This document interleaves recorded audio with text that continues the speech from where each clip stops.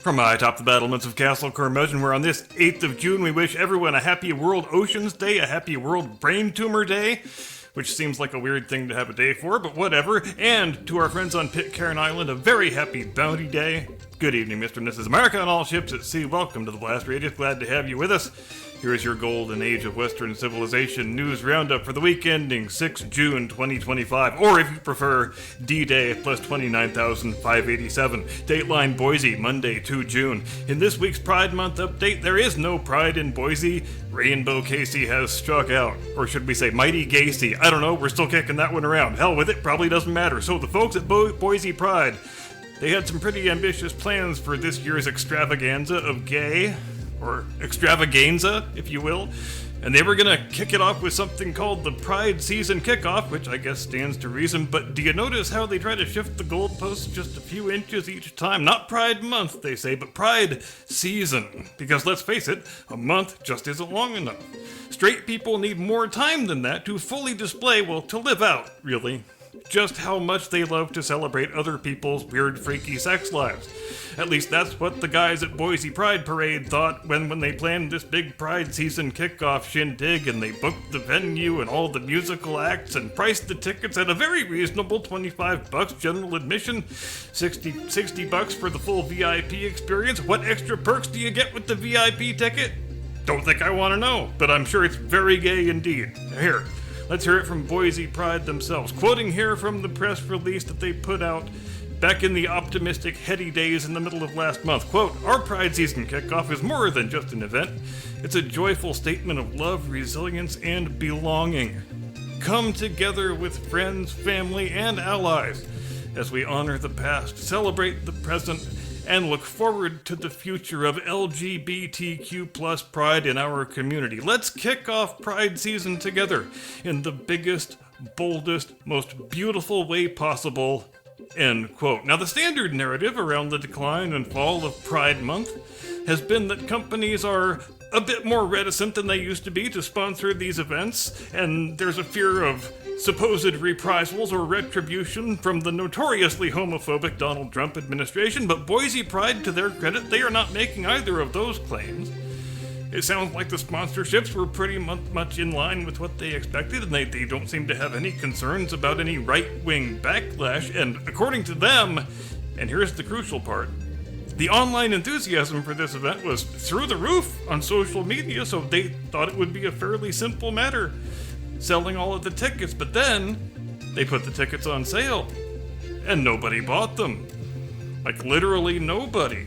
Which, for the more conspiratorially minded among you, might lead you to conclude, so the internet was really excited about it, but actual people in the real world not so much? It might lead one to suspect that a significant portion of online woke activism comes from AstroTurf bot farms, which is a hell of a damn shame, because I was really looking forward to seeing those performances from Cody Bellew, Ariana and the Rose, and Corvette Collectives. Those are like three of my all-time favorite gay bands. At least I assume they're gay bands, but that's not important now. The important thing is there won't be any music emanating from this year's Boise Pride Season, except the chirping of the gay crickets. Dateline London, Tuesday, 3 June.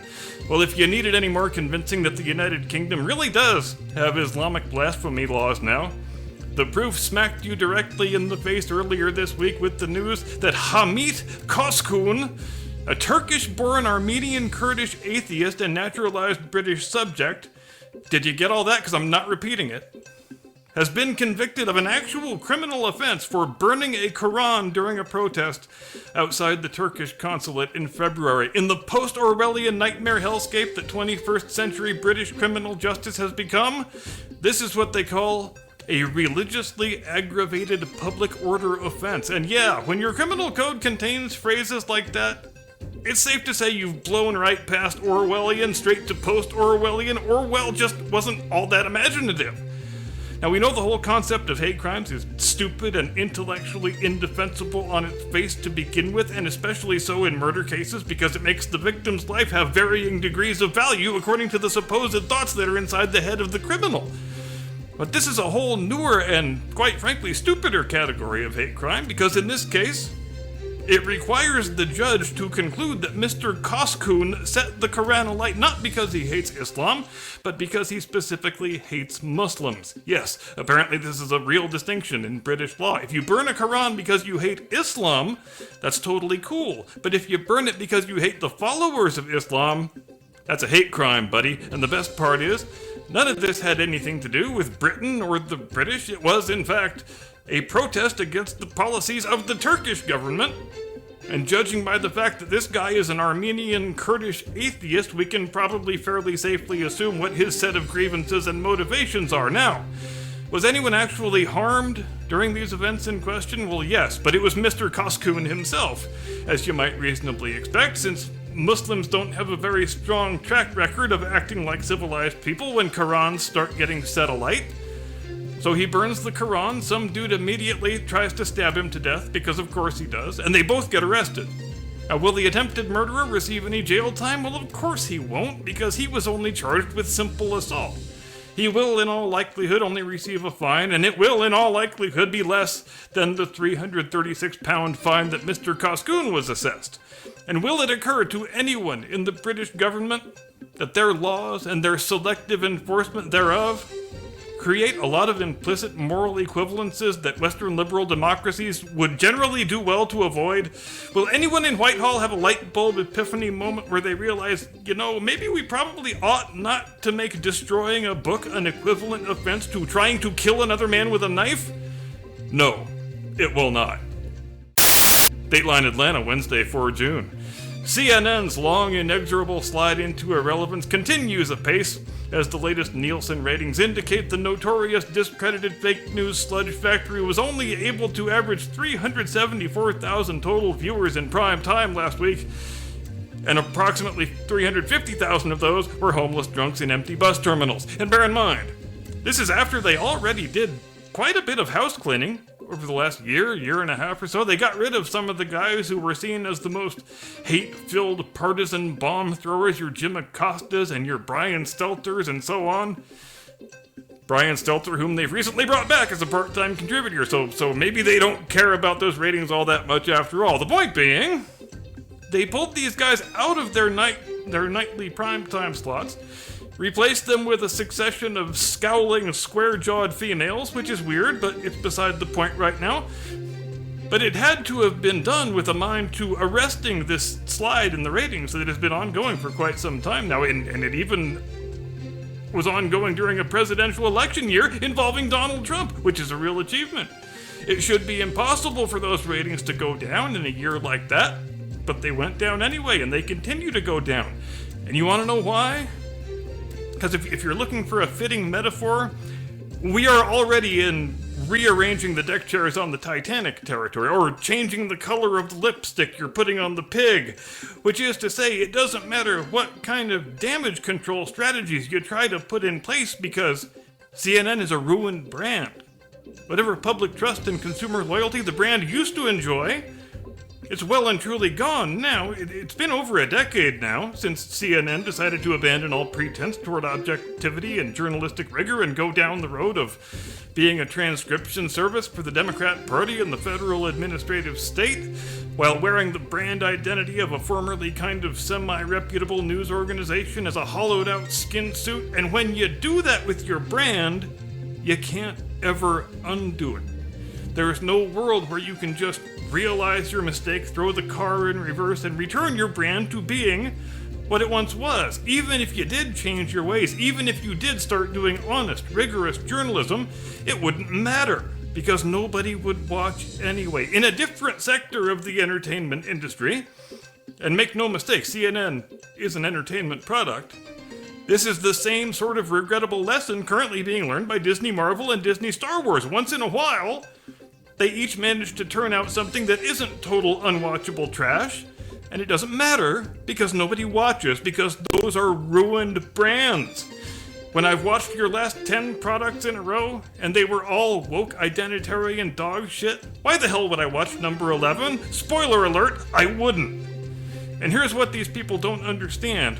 The people who co-opt these brands and turn them into hobby horses for the message. Brand credibility is not a limitless reservoir that magically replenishes itself each time you draw from it. It's a lot more like a bank account, really. If you spend from your reserves and you don't put anything back in, eventually your balance is 374,000 primetime viewers. So well done, CNN. Don't you ever change. Dateline Washington, Thursday, 5 June. The Trump administration officially canceled the notorious $8 billion electric car charger construction scheme, which, as you already know fairly well if you've been watching this program for any length of time, was supposed to build a magnificent, gleaming network of brand new electric car chargers from sea to shining sea. And in the actual event, they built 8.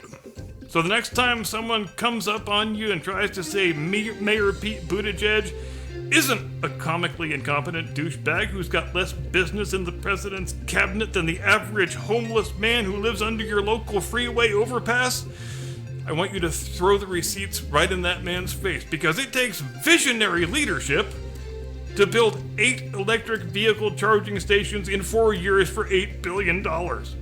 And we know he already had his hands full as it was, what with fixing all of our racist roads and staying home for 6 weeks so he could chest feed the twins. In fact, Mayor Pete was such a great transportation secretary, we passed a $1.2 goddamn trillion infrastructure bill, and those 8 goddamn electric car chargers are just about all we've got to goddamn show for it. And if that doesn't scream effective governance, then by God, I don't know what the hell does. And just so nobody is unclear on the number of these stupid things they were supposed to build and didn't, it was supposed to be around 6,000. And we got 8. So, and would I be remotely surprised if at least 4 of those were broken already? I would not.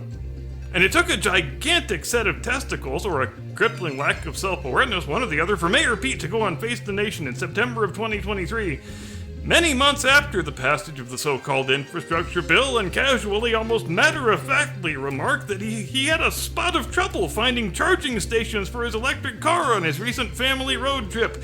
And did the intrepid journalist Margaret Brennan immediately challenge him on the absurdity of that statement, since he runs the department that is supposed to be building the thing he is complaining about there not being enough of? Nope. Of course she didn't. Don't be silly. She just smiled and nodded politely and pivoted right back to talking about the really important things, like how difficult it is being the first gay presidential cabinet secretary, and how many man-hours are involved in determining which roads are racist and which roads are non-racist, or how embarrassing it was when they made him go to East Palestine and cosplay as Bob the Builder, or Alfred E. Newman the Builder, I guess would be a more fitting appellation. But has a grown man ever looked more awkward than Secretary Mayor Pete looked on that day? Perhaps, but it sure as hell was not in front of the whole national media, I will tell you that. And if there's any lesson we can take away from the murderer's row of legendary all-stars that was the Joe Biden cabinet, it's that you can never, ever go wrong when you hire people for very important jobs on the basis of their immutable personal characteristics, and pay absolutely no attention to whether they are capable of doing the job that you're hiring them for. And while the vice president isn't really technically a cabinet member, I think we can throw the California cackler into that group too, because remember when Joe all of a sudden started pledging to have a black woman running mate just out of the blue immediately after he got the Jim Clyburn endorsement and won South Carolina because of it, which I'm sure that was all just a big coincidence. Does anybody else get the feeling he didn't really think that thing through when he agreed to it? Because they wind up handing him a list of 3 names. 2 of them are Kamala Harris and Karen Bass. Meanwhile, Mayor Pete was putting ointment on his chafed nipples and dreaming of electric car chargers. Dateline Colville-sur-Mer, Normandy, Friday, 6 June. Defense Secretary Pete Hegseth joined some of the very few remaining survivors to mark the 81st anniversary of Operation Overlord on Friday, when, in the largest and most audacious invasion in the history of human conflict, an Anglo-American-Canadian armada clawed its way onto the beaches of occupied France and began the work of liberating continental Europe from the boot heel of Nazi tyranny. But, as Secretary Hegseth was quick to point out, and I'm glad he did this, it wasn't just an Anglo-American-Canadian armada. In fact, it took a lot of support of various kinds from the various allied nations just for conveying the infantry force from southeast England to northwest France and then trying to provide them artillery support as they tried to gain a foothold on the various beaches, and the secretary read out the name of each and every one of them, stating, quote, "The invasion would include brave troops from the US, Great Britain, Canada, France, Australia, New Zealand, South Africa, Belgium, Norway, Greece, and Holland. And on the ground, the French resistance covertly aided the effort," end quote. And it's nice, I think, that our friends on the left still grudgingly allow us to take a one-day break from celebrating Pride Month to commemorate the events of D-Day, particularly in light of the very offensive, very intolerable fact that the invading force on that day was overwhelmingly white. It didn't include any women or gays or transgenders or paraplegics or neurodivergent social anxiety sufferers with two mommies, or really any of the identity groups that we are still allowed to venerate in polite company. So it's a great show of magnanimity and ecumenicalism on the part of our cultural overlords that they still allow us to celebrate something so problematic. And during the very self-same month when we technically are only allowed to celebrate freaky gay sex stuff. So maybe Rodney King was right, and we really can all get along. Oh wait, I guess it's probably not the best time for a Rodney King reference, is it? Since we've got a new LA riot popping off right now as we speak. That was a bit of a faux pas on the part of your correspondent, wasn't it? But back to the subject at hand. We are all accustomed to having grown up in a world where the D-Day landings were a smashing success, and Europe was successfully liberated, and the war was at an end in under 10 months, but we shouldn't ever forget that it was a very closely run thing on the day and for many days afterward, and success was by no means assured, and General Dwight Eisenhower himself drafted a statement that was to be read along with his resignation as Supreme Commander Allied Expeditionary Force in the event of the invasion being repelled and our boys being thrown back into the sea, and it read in part, quote, "Our landings in the Cherbourg Havre area have failed to gain a satisfactory foothold, and I have withdrawn the troops. My decision to attack at this time and place was based upon the best information available. The troops, the Air Force, and the Navy did all that bravery and devotion to duty could do. If any blame or fault attaches to the attempt, it is mine alone," end quote. And what do professional accountability and strength of character look like? Well, they look just like that. And our current day leaders, civilian and military alike, they would do well to take notes.